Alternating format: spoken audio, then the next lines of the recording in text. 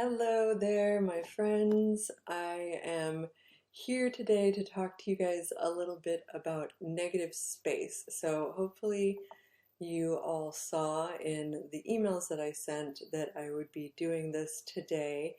I changed it up because yesterday was my birthday, so I decided that Friday would be a better day for doing the Facebook Live this time.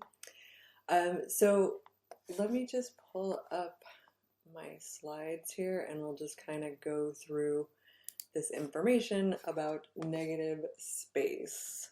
So many of you probably know that I recently posted in the group a sort of prompt, the photo challenge, our Tuesday photo challenge, which was to create an image using negative space. And I realized that there's still some confusion happening there on exactly maybe what negative space is and how to use it in your compositions. So I wanted to give you guys a little more information so that if there's anywhere that I failed to communicate something, we can hopefully get that rectified by going over some of this information. So basically, what is negative space? It's any blank or empty space in your images. So these are areas with little or no detail that basically serve to draw attention to the main subject or focal point in your image. So we're going to look at some examples to make this a little more clear, but negative space really, it needs to be something that's kind of blank and somewhat empty. It doesn't have to be totally blank, but it needs to be so sort of indistinct that it really seems like something that's just in the background. It's not something that your attention is being brought to. So we'll look at some examples to understand that a little better. And so this goes back to our talk about gestalt. I feel like I always say that wrong. Gestalt psychology. So negative space is one of the things that helps us to distinguish the subject from the background, and it's a part of that whole figure-ground relationship that we talked about. So contrast is also something that helps us to distinguish our subject from its background, but also negative space. So blank areas in the image will bring the subject forward in the frame and help you to make that distinction and help you to have images which have a better separation between the figure and the ground, which is always better for you in terms of not just basic readability of your image, but also giving your images more visual interest. So we're going to talk about negative versus positive. So we're going to refer to definable parts of the image as positive and areas that are more indistinct as negative. And that's really essentially where this distinction lies.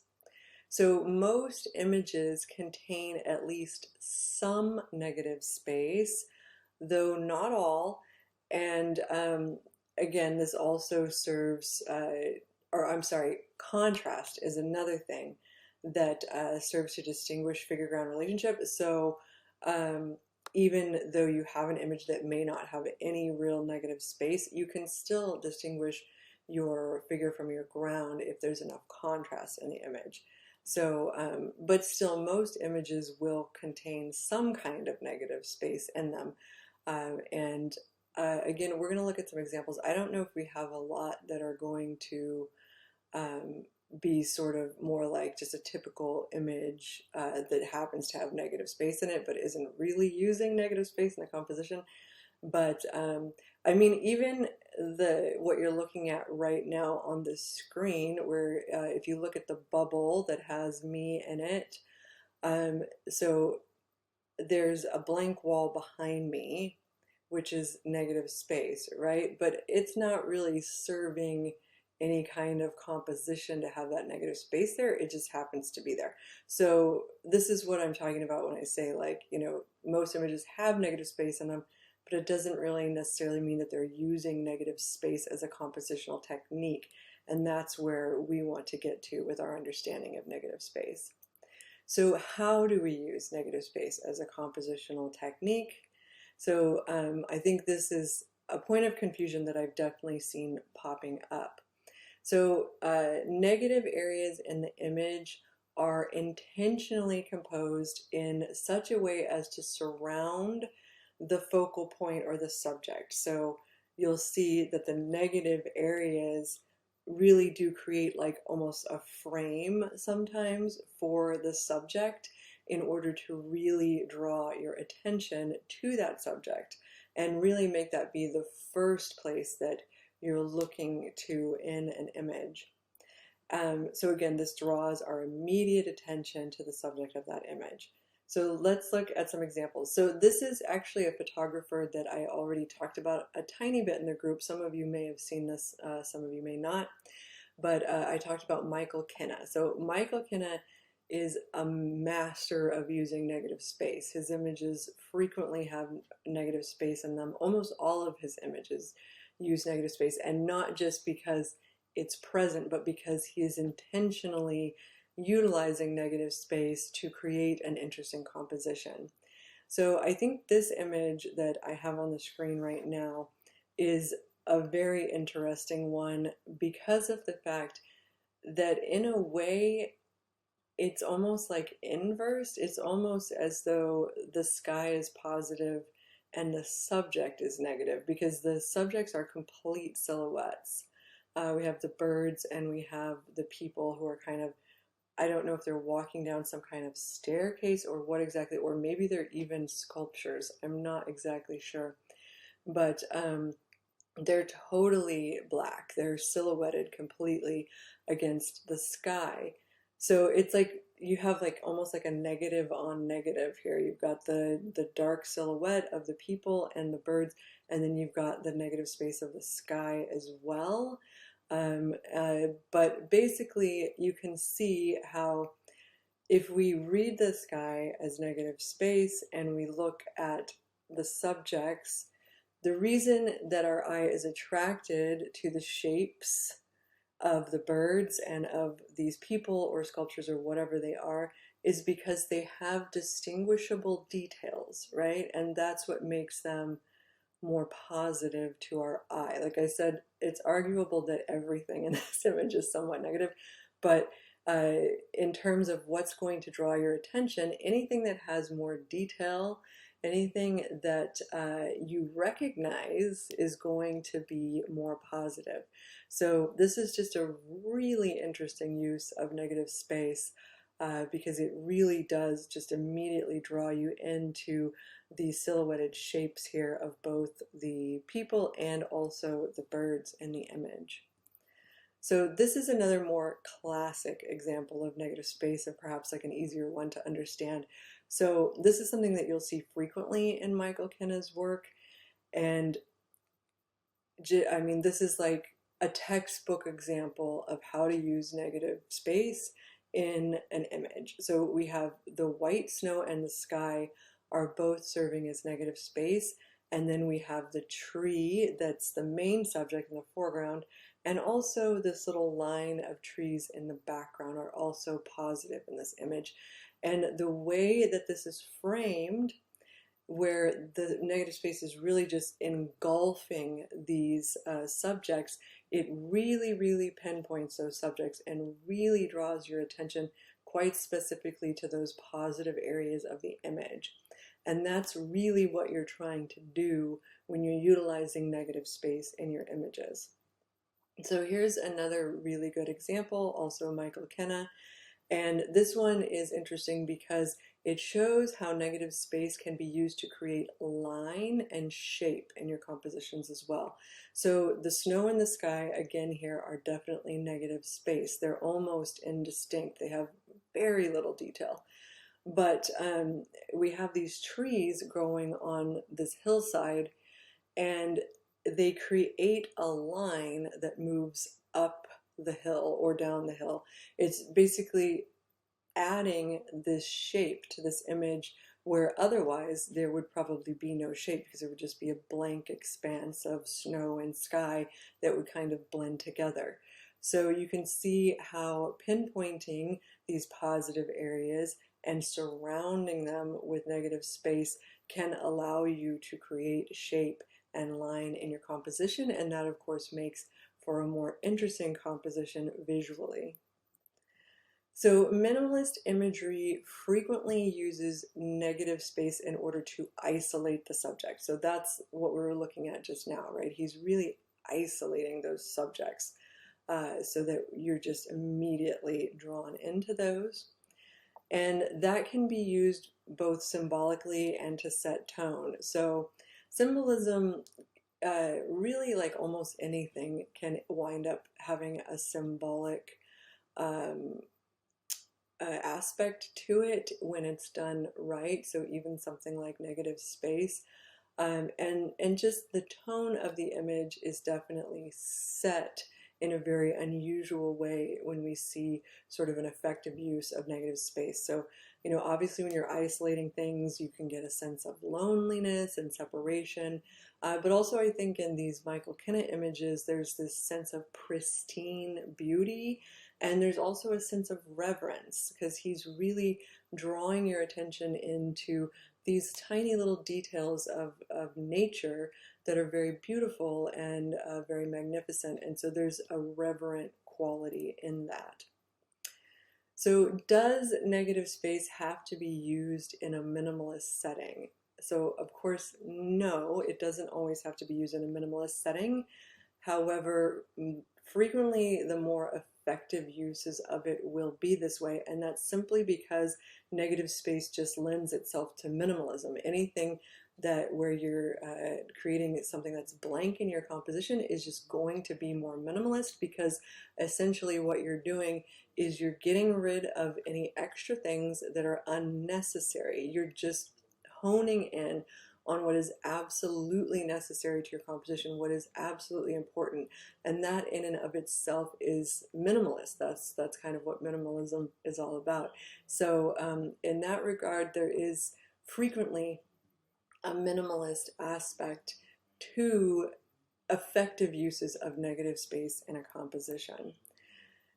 So I don't want to go there yet. Let's look at a few more examples here. So I'm actually going to escape from here, and I'm just going to pull this up. So I'm going to make me smaller.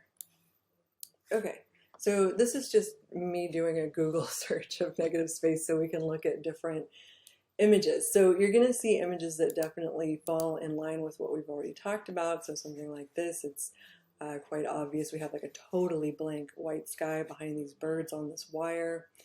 So we have the positive birds and the wire, and then the negative of the white space surrounding them.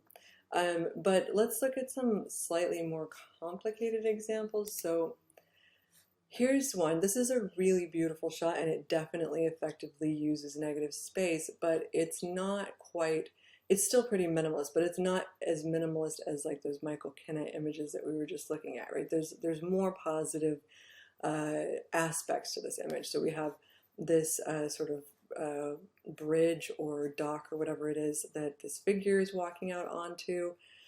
We have also over here another bridge, and the sky itself is positive in this image because the clouds add a lot of detail to the sky. So you can't just use like any sky and say it's negative space.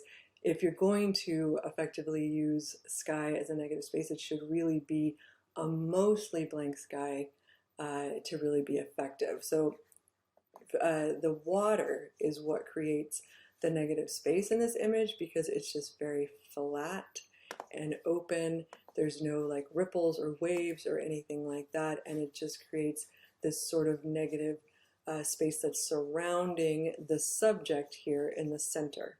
So there's a lot of things compositionally going on in this photograph, but it does successfully, in my opinion, use negative space by isolating the subject matter here by way of this water, and also just everything in the image. So you have the horizon line that separates between the water and the sky, and then you have like just these other little details like this bridge over here, which just add a little extra something to the composition, because that's just another positive element for your eye to kind of latch onto and move towards.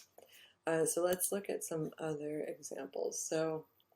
Um, and I, so here's an interesting one where they're using negative space to frame the subject. So the negative space is all of this dark area here, and it's framing this landscape that they're looking out onto. And of course, this little subject is positive and negative in a way, because it's a dark silhouetted subject again, but because it has a human form, it really becomes more positive. And so we recognize that human form, and we see that this is a person looking out on this beautiful landscape.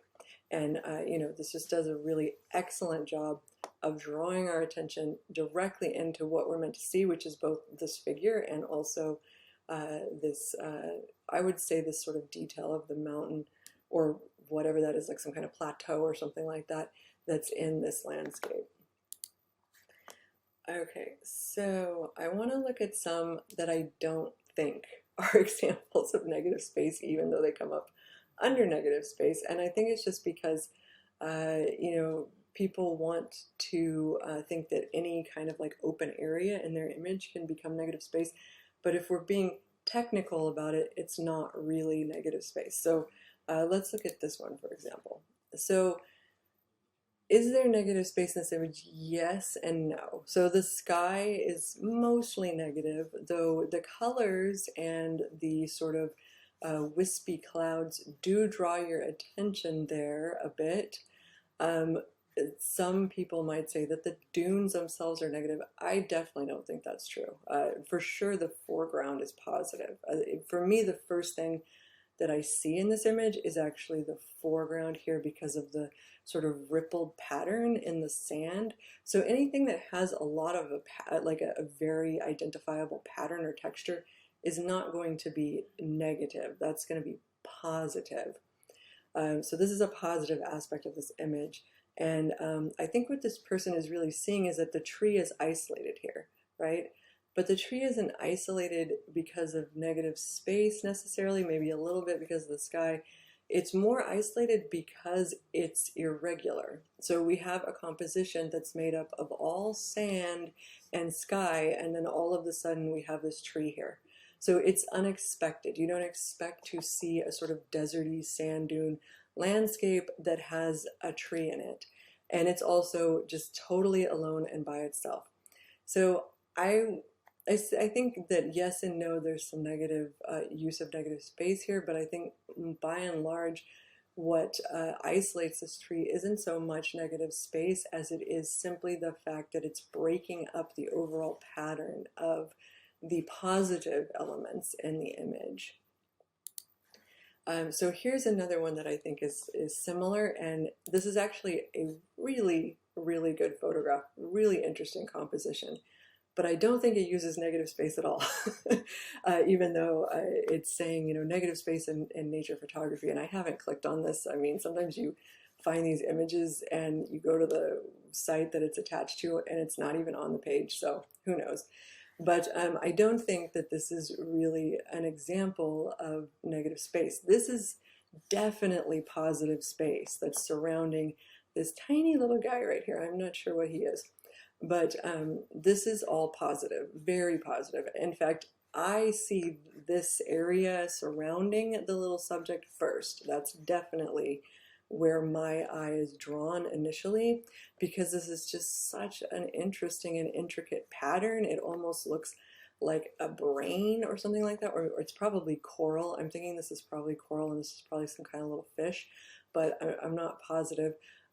So this is all positive space, and the little guy is positive space as well, because these are all things that we immediately see a definable shape, a definable pattern, something that we can latch onto visually. So anything like that is definitely going to be positive in your frame.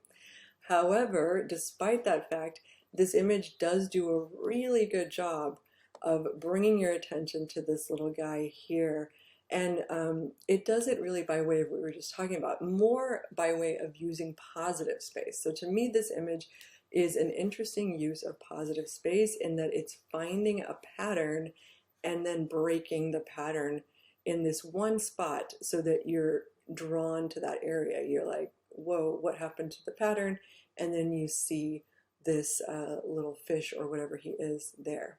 So I think, sometimes maybe that's what the confusion is that we think just anything that we can use to surround our subject matter is negative space. But that's not really truly accurate. That's still a great way of creating a composition, but it's not using negative space. So if someone's asking you to give an example of negative space, this would not be an example of negative space. This would be more of an example, like I said, of using positive space and sort of juxtaposing different positive elements in a way that's going to draw your attention to a certain point in your frame. So I think that's probably good for now. I mean, we could keep going through images, but here's another really good example of shape, how negative space can create shape in your images.